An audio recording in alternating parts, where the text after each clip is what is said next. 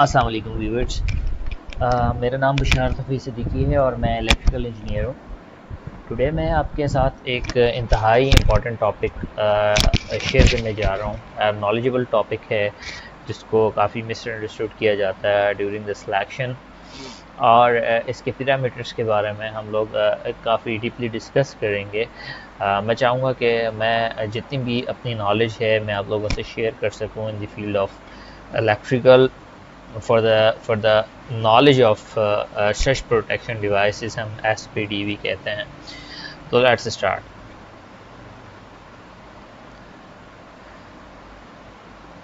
अच्छा, what is SPD and how it works? तो हम SPD के बारे में जानेंगे। SPD होती क्या है और ये किस लिए काम करती है। देखिए, जिस तरह सर्किट ब्रेकर्स हमारे पास पावर करंट और in the case of short circuit हमें इलेक्ट्रिकल करंट से प्रोटेक्शन प्रोवाइड करते हैं, इसी तरह हमारे पास डिवाइसेस होती हैं SPDs, जिसे सर्ज प्रोटेक्शन डिवाइस कहती है। ये हमें ट्रांजिएंट सर्जेस और उनसे पैदा होने वाली वोल्टेजेस से हमें जो है प्रोटेक्ट करती हैं, जिसको हम लोग यूज़ करते हैं अपने आइदर सेंसिटिव इलेक्ट्रॉनिक्स के लिए और द मेन इनकमिंग पे और सब डिस्ट्रीब्यूशन बोर्ड पे हम तीनों जगह यूज़ कर सकते हैं। द मेन पर्पज़ है कि हम लोग वोल्टेजेस की जो ट्रांजिएंट्स हैं, जो उसमें वोल्टेजेस की सर्जेस आ रही हैं हमारे पास, डिफरेंट इलेक्ट्रिकल करंट सर्जेस हैं, उनसे हम अपनी डिवाइस को प्रोटेक्ट कर सकें। अच्छा, अब सर्जेस आती क्यों हैं, किस वजह से आती हैं, इसके बहुत सारे रीज़न होते हैं आपके पास। जैसे आपके पास कोई स्टैटिक लोड्स हैं बहुत ज़्यादा, तो उसकी स्विचिंग के दौरान आपकी सिस्टम में सर्जेस डेवलप होती हैं। कोई इक्विपमेंट आपका फेल हो जाए, उसकी वजह से सर्जेस डेवलप होती हैं। ऑपरेशनल शटडाउन हो जाए या डैमेज हो जाए किसी इक्विपमेंट को, और वर्स्ट केस सिनेरियो में कोई फायर हो या कोई डेंजर ऑफ इवेंट हो जाए, तो उसकी वजह से भी आपके सिस्टम में सर्जेस डेवलप होती हैं।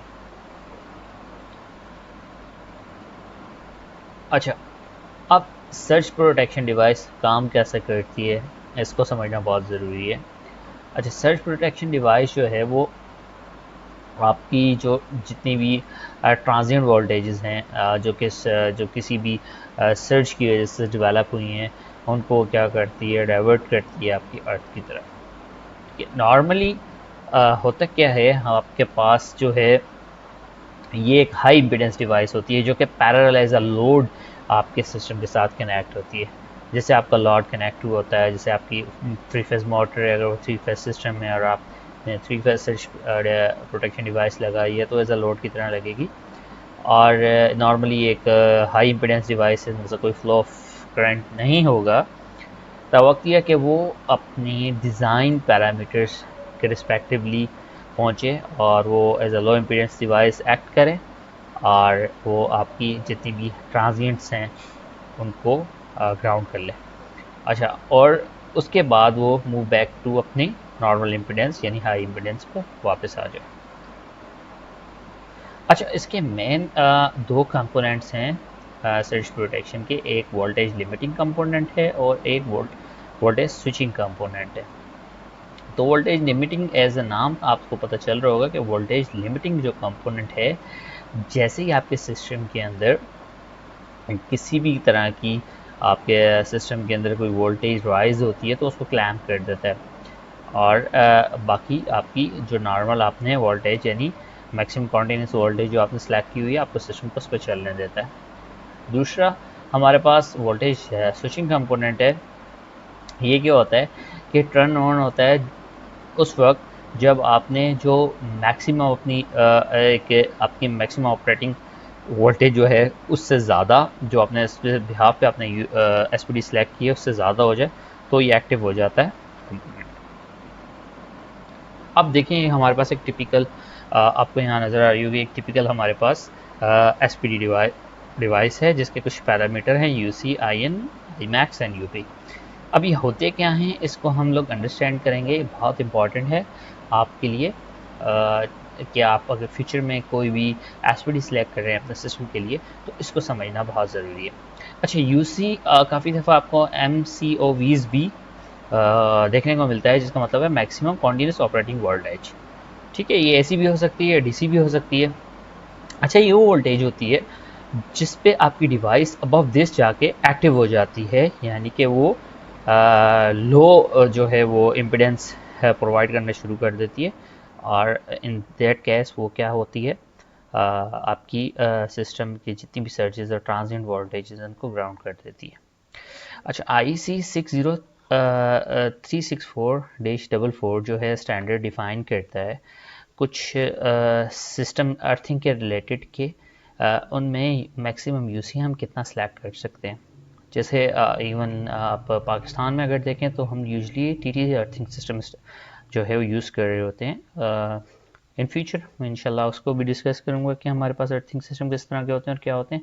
बट फॉर द नाउ आप इस चीज़ को कंसिडरेशन में रखें कि हमारे पास टीटी सिस्टम होते हैं पाकिस्तान में। तो उसके आई सी 60364 क्या डिफाइन करता है कि वो लाइन टू न्यूट्रल कंडक्टर के दरमियान 1.1 into three phase voltage divide by under root 3 के बराबर हमारे पास यूसी होनी चाहिए, यानी मैक्सिमम ऑपरेटिंग वोल्टेज जितनी होनी चाहिए। तो अगर मैं इसको कैलकुलेट करूँ तो 254 वोल्ट आता है। लेकिन चूंकि यहाँ पे 385 वोल्ट वाली सिलेक्ट हुई है, तो हम उसी को लेके इन चीज़ को समझने की कोशिश करेंगे। अच्छा, यहाँ तक तो बात रही आपकी यूसी की। अब हम लोग समझेंगे कि आईसी आईसी हमारा आई एन हमारे पास क्या होता है। आपको यूसी होपफुली समझ आ गया हो।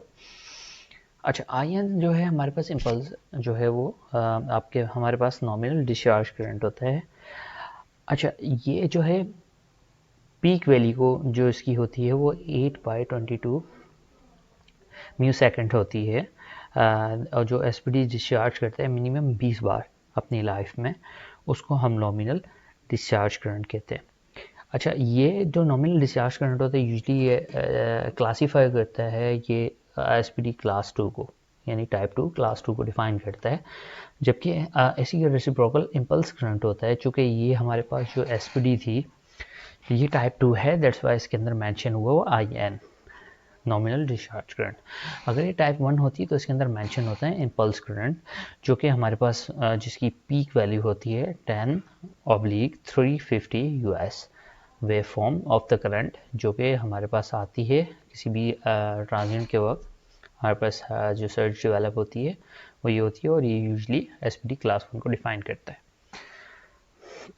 अच्छा, इसके अलावा हमारे पास अगर आप देखें इसके अंदर आई मैक्स है। तो what is the I max? तो आई मैक्स जो है वो peak value of the current है, यूएस में हम डिफाइन करते हैं, जो एस पी डी कैपेबल होता है डिस्चार्ज करने के लिए एक बार अपनी लाइफ में, सिर्फ एक बार। ठीक है, मैक्सिमम यूपी के ऊपर, यानी हमारे पास मैक्सिमम जो वोल्टेज प्रोटेक्शन वोल्टेज है उसके ऊपर सिर्फ एक बार करने के काबिल होता है, वो हमारे पास maximum peak value of the current होती है, जो कि टाइप 1 के लिए हमारे पास 10/350 यूएस है, और हमारे पास टाइप 2 के लिए जो है हमारे पास उसकी जो वेव फॉर्म की जो लेंथ है वो 8/20 माइक्रो सेकेंड है हमारे पास। अच्छा, उसके बाद हम लोग डिफाइन करते हैं कि यूपी हमारे पास क्या होता है।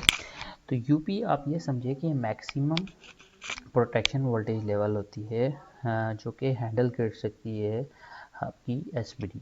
यानी आपकी एस पी डी अगर जैसे यूपी 2.0 के वी लिखा होता है, तो मैक्सिमम वो 2.0 के वी की कोई भी ट्रांजिट होगी तो उसको जो है वो उसको ग्राउंड में लेके जा सकेगी। इससे ऊपर होगी तो यू एस पी आपकी एस पी डी बस्ट हो जाएगी, वो उसको सप्रेस नहीं कर पाएगी। अच्छा, ये चूँकि हमारा एस पी डी जो है हमारे यूपी 2.0 पे हुआ है, तो मैक्सिमम हमारी यूसी क्या था, 350 वोल्ट थी इसके अंदर, जो हम लोगों ने यहाँ पर देखी थी। तो होगा क्या कि अगर आपका यूपी या मैक्सिमम ट्रांजिएंट 2 किलो वोल्ट की है, तो क्या करेगी, सारी की सारी सप्रेशर के ग्राउंड में ले जाएगी, और 385 वोल्ट उस वक़्त हमारी जितनी भी ग्रिड की यानी हमारी बस पार्ट्स हैं उनके ऊपर डीबी में उनके ऊपर रहने देगी।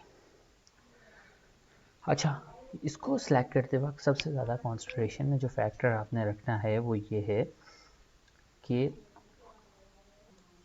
तो ये है कि आपके पास जो लोड लगा हुआ है उसका मैक्सिमम कैपेबिलिटी कितनी है ओवरलोड की।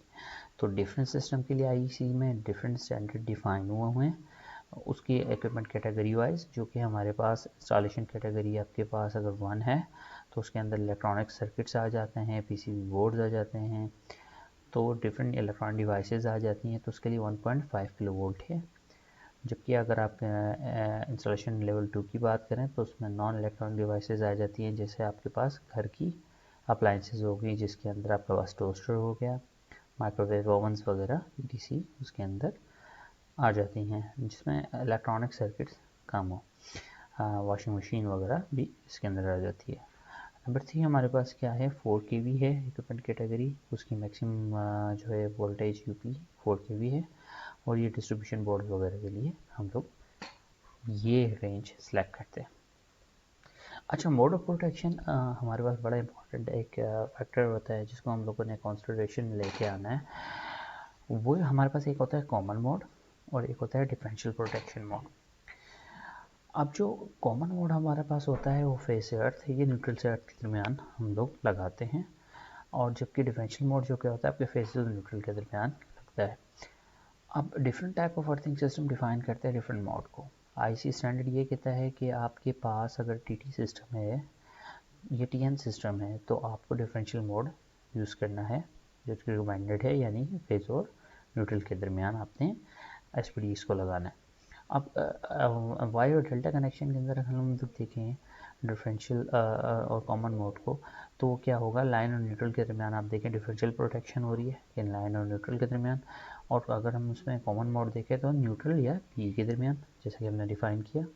इसी तरह डेल्टा में देखें L2 और L1 के दरमियान, यानी लाइन 1 और लाइन 2 के दरमियान होगा, क्योंकि इसमें न्यूट्रल नहीं होता, तो डिफरेंशियल दो फेजेस के दरमियान ही होगा। और फिर अगर आप उसका कॉमन मोड देखें डेल्टा के अंदर तो लाइन और पी के दरमियान होगा। तो ये हमारा एक टॉपिक था जिसमें मैंने कुछ चीज़ों को कवर करने की कोशिश की है।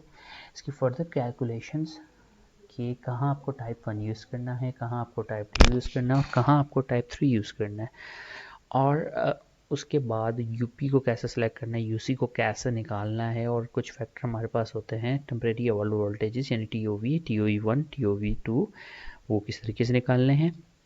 यानी इसकी कंप्लीट कैलकुलेशन मैं पार्ट 2 में आपको डिफाइन करूँगा।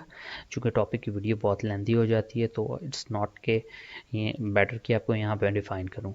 यहाँ मेन पैरामीटर डिफ़ाइन करना मेरा पर्पस था। होपफुली मैंने आपको काफ़ी अच्छी तरह डिलीवर इसको कर दिया होगा। अब नेक्स्ट वीडियो के अंदर मैं इंशाल्लाह आपको कवर करने की कोशिश करूँगा कि कैसे आप कैलकुलेट करेंगे perfect SPD for your system. Thank you.